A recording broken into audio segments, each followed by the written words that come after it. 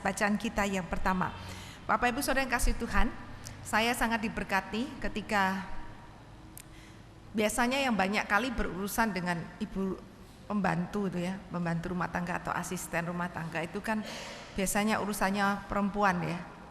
Tapi saya merasa bersyukur untuk satu kebijakan, satu hati yang Tuhan berikan. Ketika pertama kali kami menikah, kemudian kami memiliki seorang asisten, saya heran karena Pak Tim itu yang mau nemoni, katanya, mau menemui. Begitu udah ketemu, saya mendampingi dia, tanya. Satu hal yang membuat saya terkejut adalah dia berkata begini, kamu tahu kamu bekerja di sini, saya adalah seorang pendeta, kami bekerja di gereja begini-begini. Dan Pak Tim doakan, asisten itu dia doakan. Setelah dia doakan, kemudian setelah dia bekerja beberapa masa, saya melihat satu lagi hal yang membuat akhirnya saya belajar juga merubah paradigma saya, yaitu dia pernah satu kali saya dengar ketika kami sedang duduk santai, dia panggil si Mbak dan dia menceritakan tentang Yesus. Kalimatnya saya nggak pernah lupa begini, saya mungkin bisa memberi kamu tunjangan dan pengertian memberi kamu gaji, tapi itu bukan terbaik yang saya punya. Saya mungkin bisa memberi kamu gaji yang cukup, tapi bukan itu yang terbaik. Yang terbaik yang saya punya, yang kalau saya tidak berikan kepada kamu, saya adalah orang yang bersalah katanya, yaitu Injil. Itu membuat saya berpikir dan saya bertanya, kok kamu bisa terpikir untuk melakukan hal itu? Saya bertanya. Dia berkata begini, kalau ada satu orang Tuhan kirim ke rumah ini, apalagi dia bekerja tinggal dengan kita, pasti Tuhan punya rencana. Dan yang terbaik yang saya bisa berikan bukan uang, tetapi Injil. Sejak hari itu Bapak Ibu, entah 6 tahun kemudian kami berganti, 5 tahun kemudian berganti karena alasan menikah atau apapun, yang saya lakukan adalah kalau dia datang, pasti Pak Tim akan ingatkan saya, jangan lupa ya nanti didoakan. Ya, nanti setelah berapa masa kami akan menyaksikan tentang siapa Tuhan kami. Dan selebihnya kami berkata, biarlah roh Tuhan yang bekerja, tapi tugas kami adalah memberitakan tentang siapa Yesus. Bapak Ibu Saudara kasih oleh Tuhan, mungkin ternyata berpikir, alah Bu, asisten rumah tangga sih, ya apalah dia. Bapak Ibu yang kasih oleh Tuhan, paradigma yang berpikir sedemikian ini juga dialami oleh murid-murid Tuhan pada waktu itu, karena bagi orang-orang Yahudi adalah bahwa Injil, keselamatan itu hanya untuk orang Yahudi. Mereka mempunyai satu pemahaman bahwa orang yang diselamatkan, yang layak, yang berhak untuk menjadi dikatakan anak-anak Allah adalah orang yang dikatakan percaya kepada Yesus, dan yang kedua adalah dia adalah orang yang bersunat. Ini hukum Tauratnya. Jadi itu menjadi satu paket bahwa kalau dia adalah seorang yang mengaku dirinya orang Yahudi, percaya kepada Yesus, dan dia adalah orang yang bersunat, maka dialah yang berhak untuk mendapatkan Injil. Bapak Ibu Saudara kasih oleh Tuhan, konsep yang sedemikian ini sudah mendarah daging di antara orang-orang Yahudi. Karena itu dikatakan ketika Petrus sebelum disuruh oleh Tuhan datang kepada Kornelius, Tuhan tahu bahwa Petrus memiliki paradigma berpikir yang salah. Sebelum Tuhan menyuruh Petrus untuk mendatangi Kornelius, seorang kafir menurut mereka, dia bukan orang Yahudi, Tuhan lebih dahulu menggarap Petrus, yaitu diberikan satu penglihatan. Kalau Bapak Ibu sempat baca, tadi sempat dibacakan pertanggungjawaban di dalam ayat pasal 11, kejadiannya di dalam pasal yang ke-10, yaitu tentang makanan yang dikatakan tampak makanan yang halal dan haram. Tetapi yang ditekankan dalam bagian ini bukan masalah halal dan haramnya, tetapi dia belajar bahwa ternyata Tuhan juga mengasihi bangsa-bangsa yang lain. Bapak Ibu Saudara, Petrus sadar bahwa pemahamannya selama ini tentang Injil bagi orang Yahudi saja itu salah. Karena itu setelah dia mendapatkan penglihatan itu, dengan penuh kemantapan dia pergi ke rumah Kornelius. Dan apa yang dilakukan? Dia melakukan apa yang Tuhan suruh perintahkan, karena dia berkata, saya juga melihat tanda yang sama yang Tuhan kerjakan bagi kita orang-orang Yahudi. Kemudian dikatakan setelah Petrus melakukan pembaptisan, terjadi reaksi yang sangat keras dari orang-orang Yahudi. Karena apa? Orang Yahudi yang paling moderat sekalipun, yang modern tidak akan pernah mau masuk ke rumah orang non-Yahudi, apalagi duduk makan. Dan yang membuat mereka bereaksi keras adalah masalah baptisan. Karena ini tidak pernah ada di dalam pemikiran mereka. Ketika dikatakan bahwa mereka mendengar Petrus pergi ke rumah seorang kafir, Petrus duduk makan di sana, bahkan Petrus melakukan pembaptisan, mereka tidak bisa terima. Terjadi pertengkaran besar.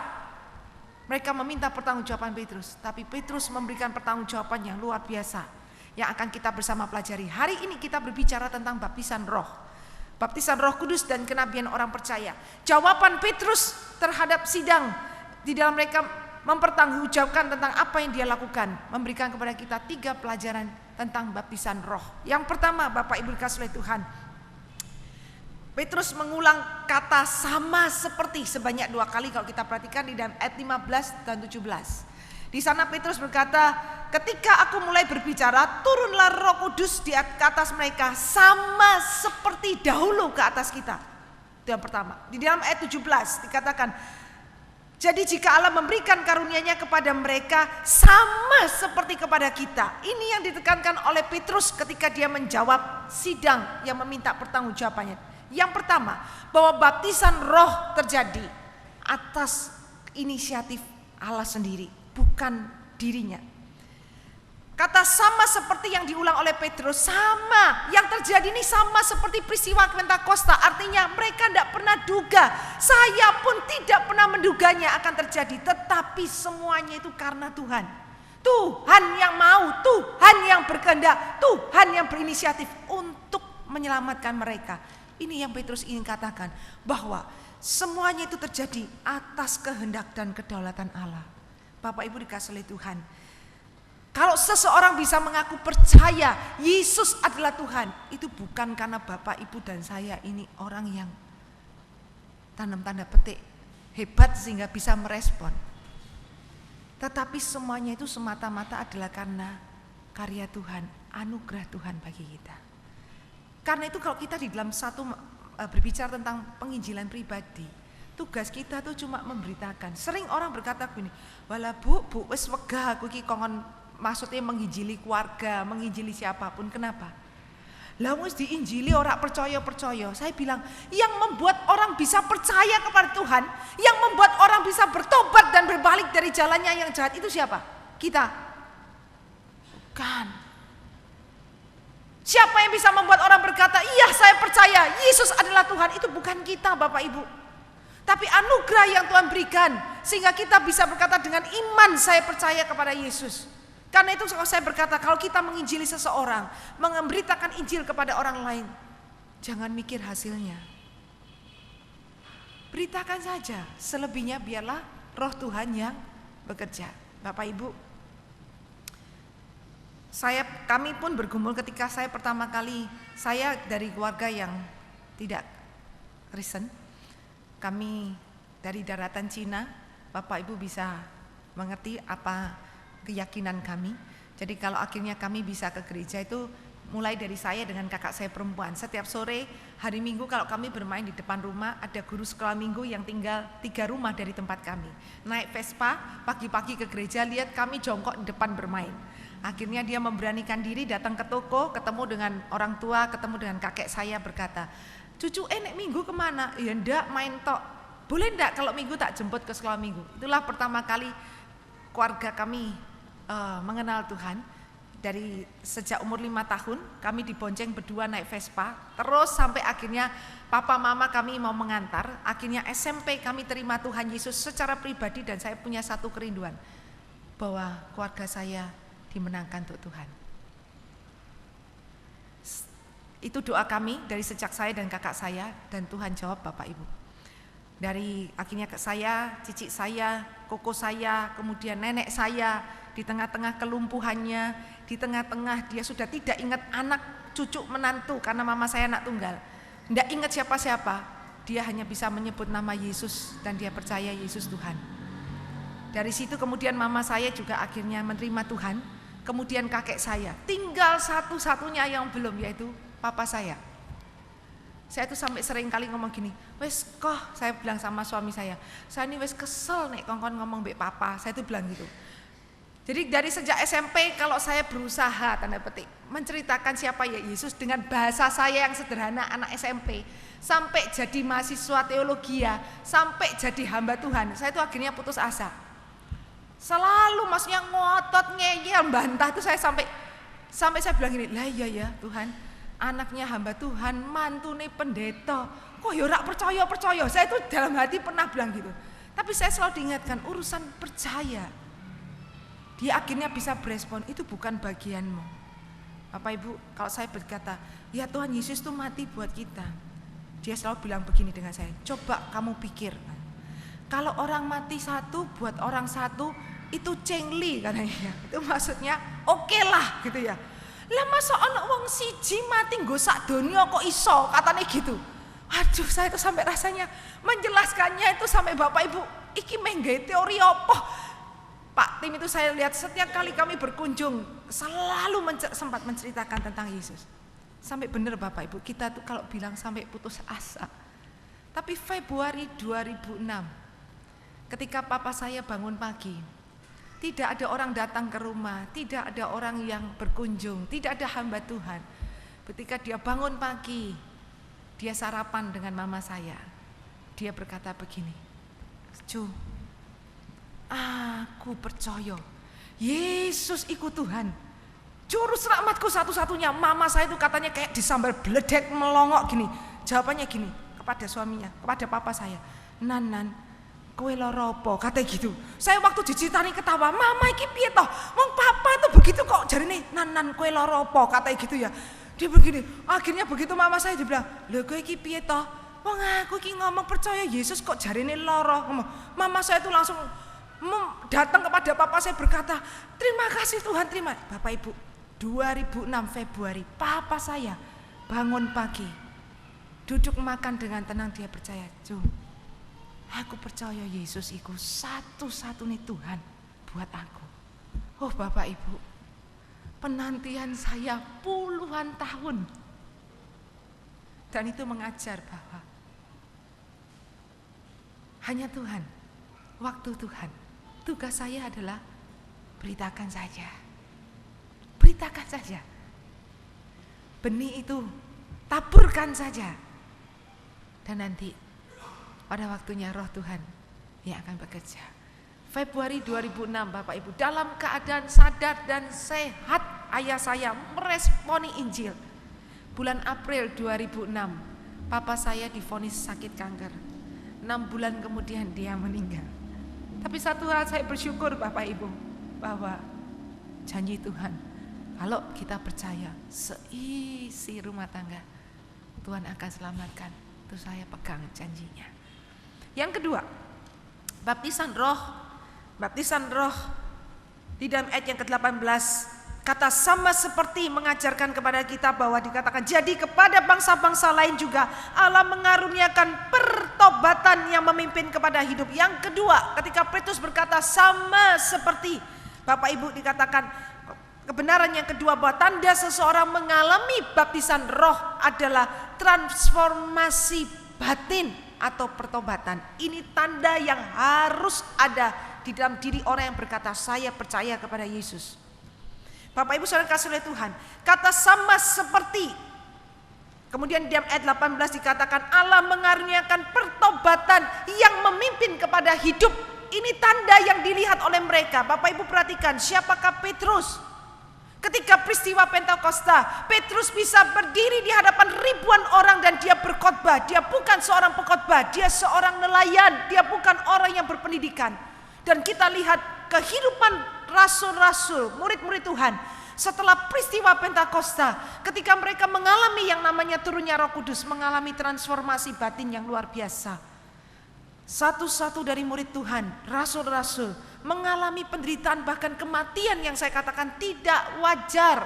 Ada yang mati dirajam, ada yang mati dipenggal kepalanya, tapi semuanya itu mereka lakukan karena Injil.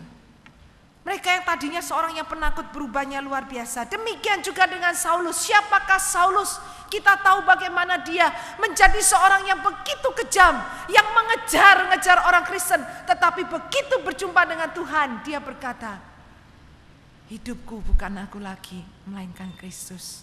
Saulus mengalami transformasi batin yang luar biasa. Tanda baptisan roh adalah terjadinya pertobatan yang sejati. Perubahan hidup ini tanda yang utama dan yang pertama. Bapak Ibu kok lihat peristiwa Pentakosta, banyak orang berkata, Bu, tandanya orang yang mengalami baptisan roh, dia harus bisa berbahasa roh. Di mana buktinya? Di dalam Kisah Para Rasul. Oke, perhatikan baik-baik. Bapak Ibu, kalau kita perhatikan dalam peristiwa Pentakosta, kalau di sini dikatakan, ketika aku berbicara, lalu turunlah Roh Kudus. Sama seperti kepada peristiwa Pentakosta. Mari kita kembali kepada peristiwa Pentakosta. Bapak Ibu, di dalam peristiwa Pentakosta ada satu di situ diceritakan bahwa ketika mereka berkumpul lalu berdoa, banyak sekali kata penghubungnya.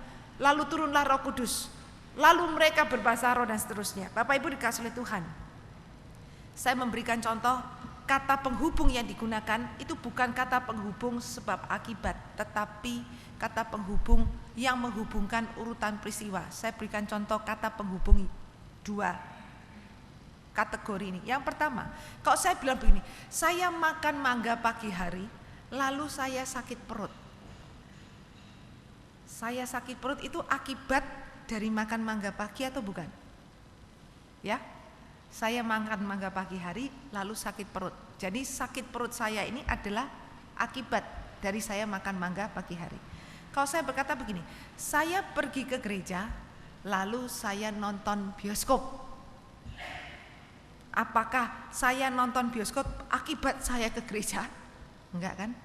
Saya hanya berkata setelah saya ke gereja, terus saya nonton. Nah, demikian di dalam peristiwa Pentakosta. Setelah terjadi peristiwa turunnya Roh Kudus, disusul dengan pemberian karunia roh, yaitu pemberian karunia bahasa roh. Tetapi karunia itu bukan akibat dari seorang mengalami baptisan roh. Bapak Ibu bisa paham?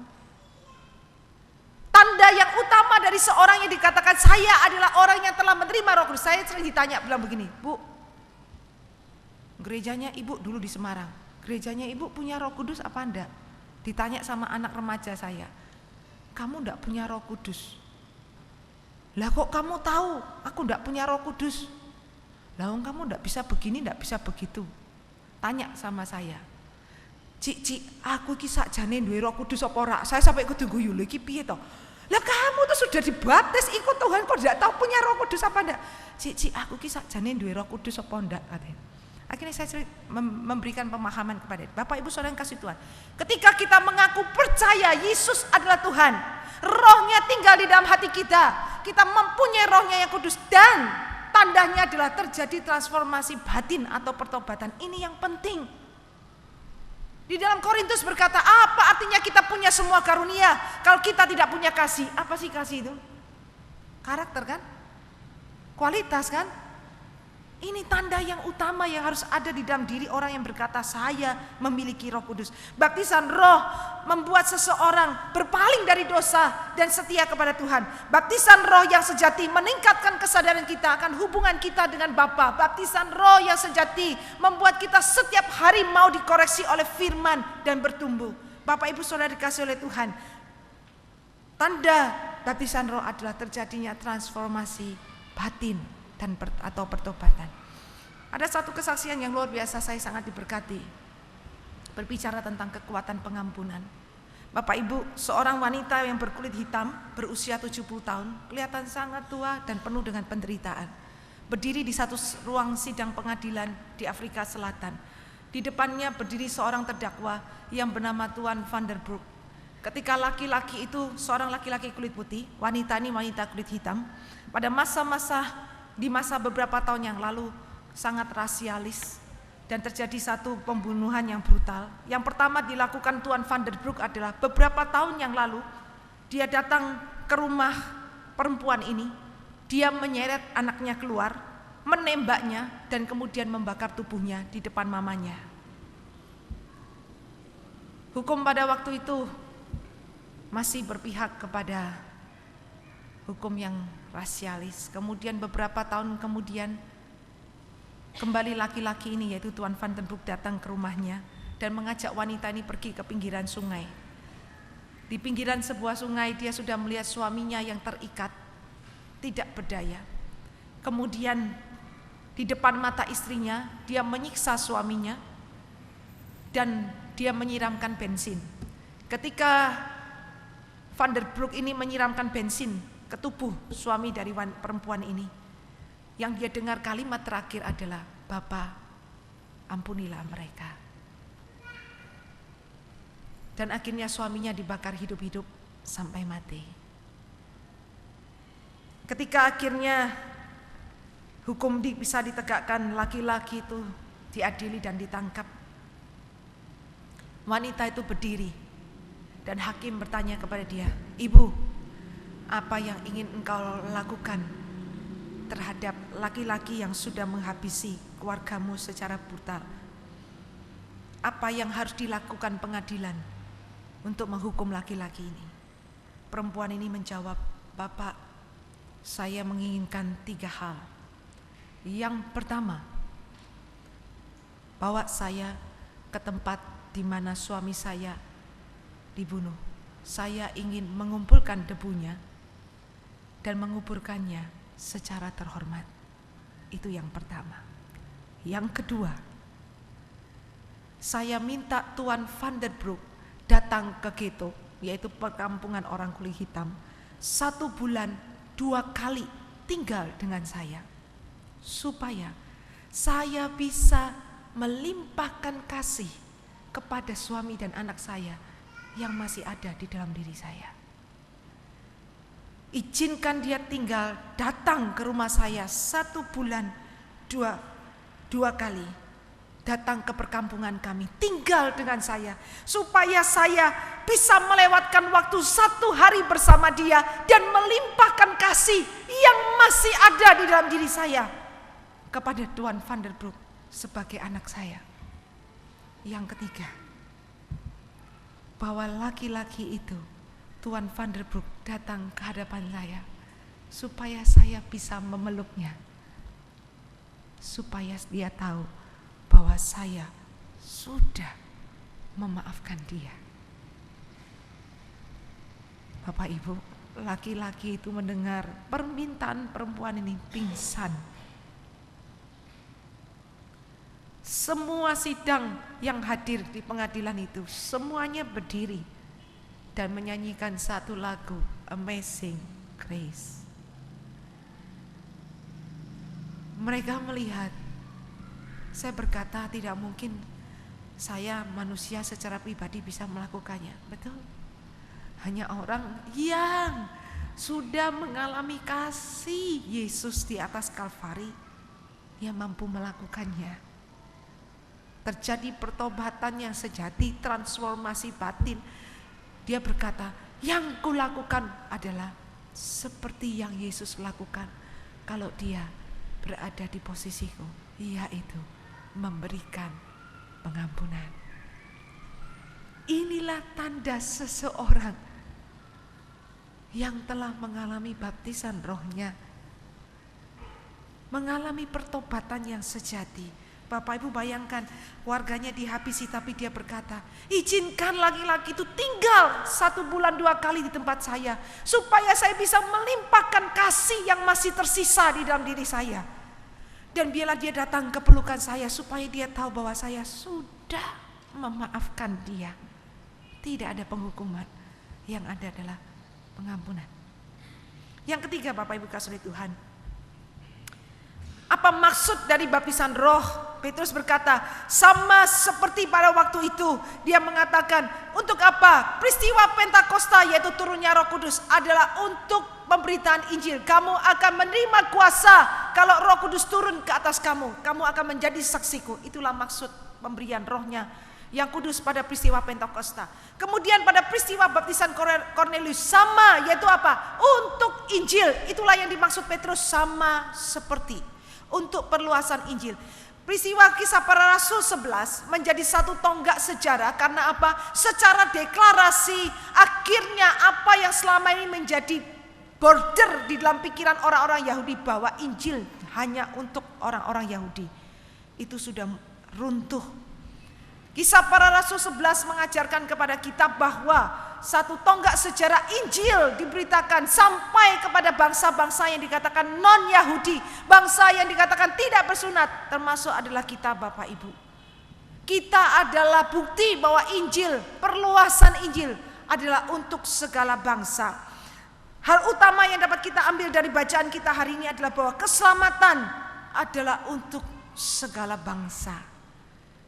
Keselamatan adalah untuk siapa saja. Jangan pernah dibatasi. Kita berkata dia tidak layak, dia layak terima Tuhan. Tidak. Siapapun Bapak Ibu, siapapun dia layak untuk menerima Injil. Bapak Ibu yang dikasihi oleh Tuhan, kita juga dahulunya adalah orang asing. Kita juga dahulunya adalah orang-orang yang saya katakan kita pun bukan masuk di dalam hitungan umat perjanjian Tuhan secara daging, yaitu Israel. Tetapi kita adalah bangsa-bangsa yang juga di luar bangsa Yahudi yang menerima anugerah keselamatan di dalam Yesus. Melalui penglihatan yang diterimanya, Petrus belajar bahwa Allah tidak membedakan orang, siapa saja dari bangsa mana saja mereka layak untuk mendengar Injil. Karena itu banyak kali Bapak Ibu kalau kita perhatikan kegerakan penginjilan di seluruh muka bumi ini, Alkitab diterjemahkan ke dalam banyak bahasa daerah, bahasa suku. Kenapa? Seperti yang Tuhan katakan, Injil bagi segala bangsa. Bapak Ibu kasih Tuhan, saya akhiri firman Tuhan malam hari ini dengan satu kesaksian yang saya harus katakan sekali lagi tentang seorang perempuan yang saya pernah sampaikan di tempat ini 2 bulan yang lalu. Tetapi saya diingatkan akan satu peristiwa yang dia lakukan yang sesuai dengan tema kita, yaitu apa sih tujuan Tuhan memberikan rohnya yang kudus? Sama seperti Petrus katakan peristiwa Pentakosta, yaitu untuk pekabaran Injil, untuk perluasan Injil, melewati batas suku, ras, agama, bahkan musuh sekalipun. Bapak Ibu, saya harus menyebut nama perempuan ini satu kali lagi, yang bernama Tan Tembun. Masih ingat? Ya, masih ingat perempuan ini, wanita yang luar biasa. Masih hari ini masih hidup, umurnya sudah 70-an, hidupnya masih sama. Setiap hari dia berjualan kue, dari gereja dia datang jam 3 pagi, bangun berjalan kaki dari Alas Tuwo sampai ke Jalan Mataram. Kalau Tuhan izinkan dia dapat angkot, dia bisa naik angkot. Tapi satu hal, wanita ini tidak pernah menyerah. Ketika dia naik angkot di musim hujan deras, saya tahu pagi itu deras, karena besoknya saya ketemu dia di komisi wanita, dia memberikan kesaksian. Perempuan ini dikatakan, wong ndak hujan aja susah dapat angkot dari Alas Tuwo, Bapak Ibu ya. Alas Tuwo itu di Pedurungan Semarang, jalan kaki sampai Mataram 523. Waduh, bener ya Bu ya, jauh setiap hari Bapak Ibu. Tapi dia tidak akan pernah absen doa pagi, kecuali sakit. Ketika dia datang ke gereja, Selasa itu dia kesaksian, nih kemarin saya itu mau mati katanya. Dia bangun pagi jam 3, saya tahu hujan deras petir. Dia bilang, saya tetap harus ke gereja doa pagi. Ternyata dapat mikrolet. Sampai di dalam mikrolet, dia senang karena hujan kok malah ada mikrolet. Begitu masuk di mikrolet, ada 4 laki-laki, 1 sopir, 3 laki-laki duduk di belakang. Kemudian ingin menghalangi dia, ingin melakukan satu kejahatan, karena begitu masuk pintu mikroletnya ditutup, diganjel sama kaki laki-laki yang ujung. Semuanya mendekat, sepertinya ingin merampok dia. Dia dikatakan ngewel, enggak takut, dan akhirnya dia berpikir, dia berdoa, Tuhan Yesus tolong bun katanya. Dan Tuhan munculkan satu peristiwa di dalam Alkitab Bapak Ibu, yaitu ketika Daud pura-pura gila di depan orang Filistin musuhnya. Dan dia benar-benar pura-pura gila.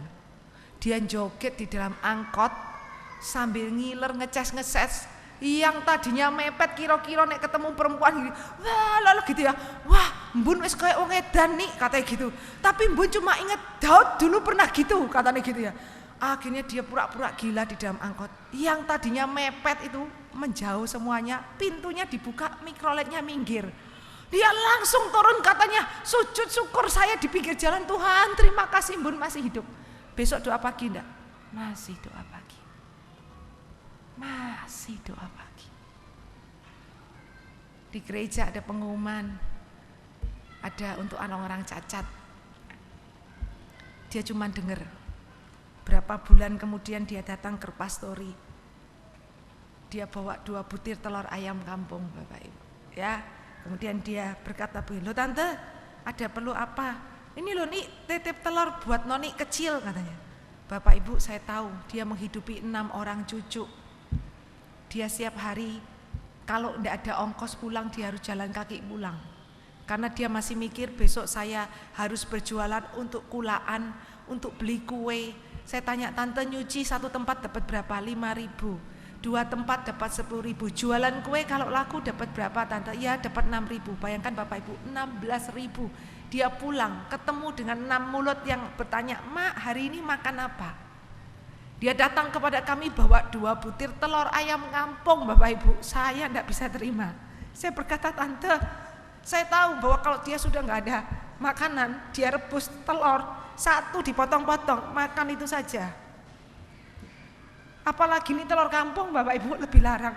Dikasihkan kepada saya berkata, "Tante, saya tidak bisa terima." Dia berkata, "Enggak nih, saya belajar, saya kasih moksu harus baik." Bapak Ibu, itu telur enggak saya makan, tak taruh di meja makan, saya taruh di mangkok. Saya berkata, "Nak, telur ini mengajar kepada kita banyak hal." Dia mengeluarkan dari keranjangnya di dalam plastik yang sudah kumal gitu, Bapak Ibu, dituang, isinya uang logam. Saya tanya, "Loh Tante, uang ini buat apa?" Dia bilang, "Nih kan mau pergi ke cacat ganda atau kan mau pergi ke anak-anak yatim, Tante titip ya." Dituang, Bapak Ibu, saya hitung 11.125 rupiah.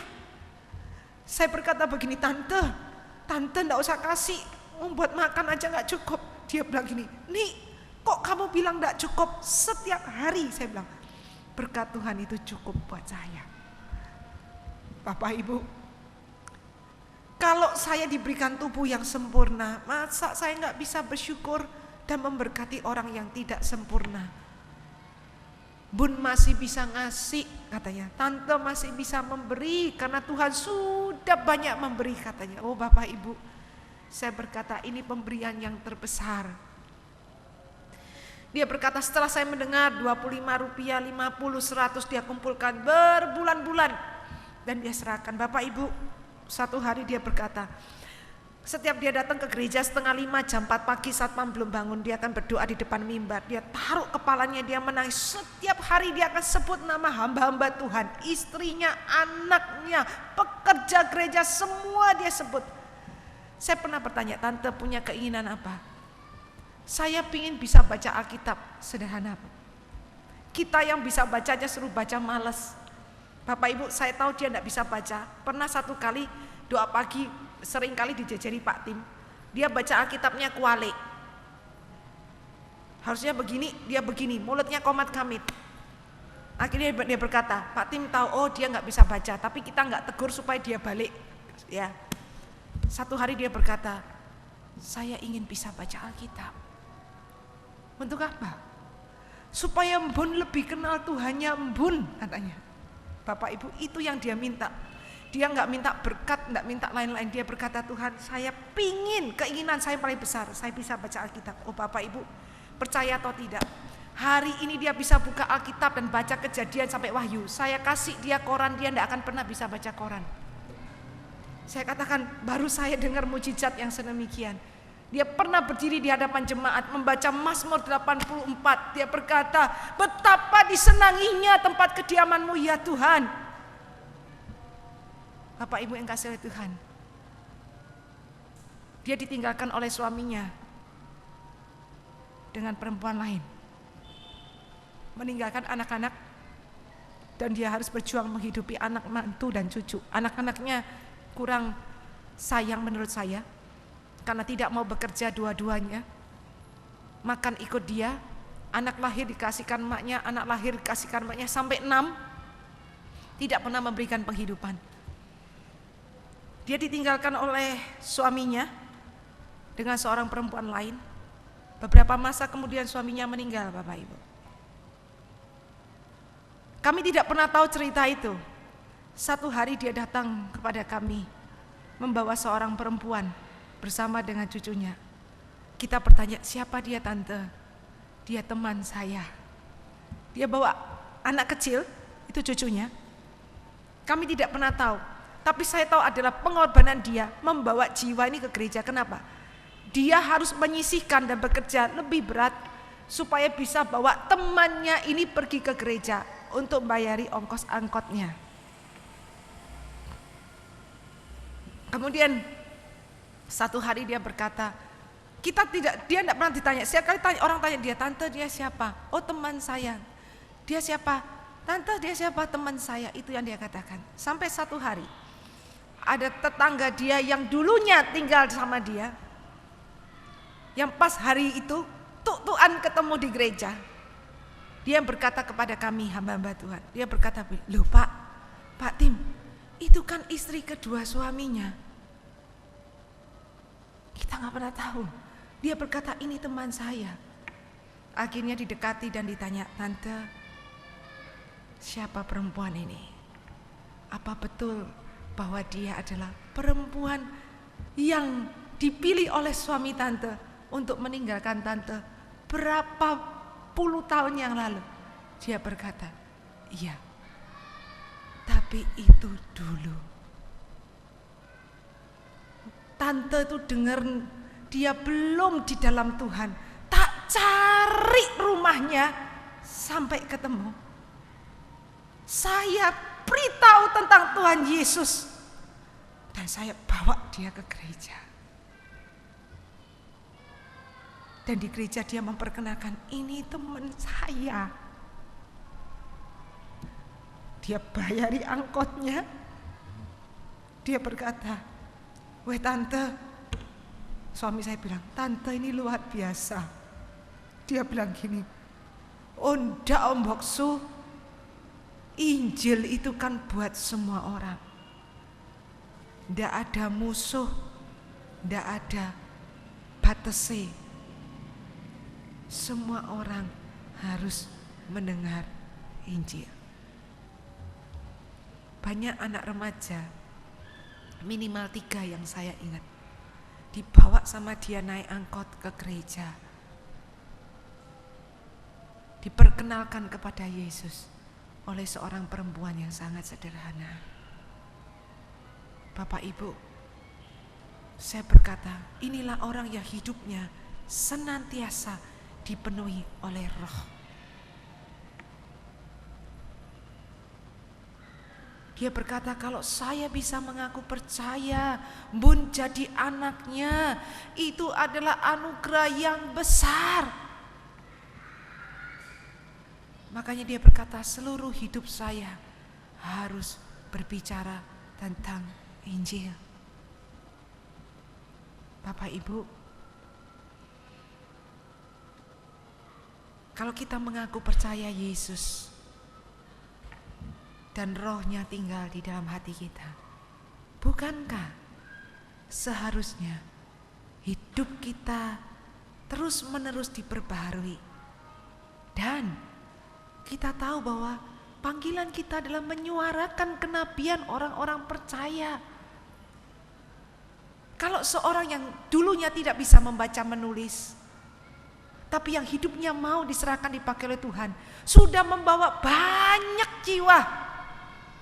Apalagi kita yang diberikan tubuh yang sempurna, bisa membaca, bisa menulis, diberikan kuasa untuk memberitakan Injil. Mengapa kita tidak melakukannya? Mengapa kita tidak menyuarakan kenabian orang-orang percaya? Apa yang dibutuhkan oleh bangsa ini? Garam dan terang. Inilah yang dibutuhkan oleh Indonesia. Amin. Mari kita berdoa. Saya mengajak kita mengangkat satu pujian, bukan dengan barang yang fana,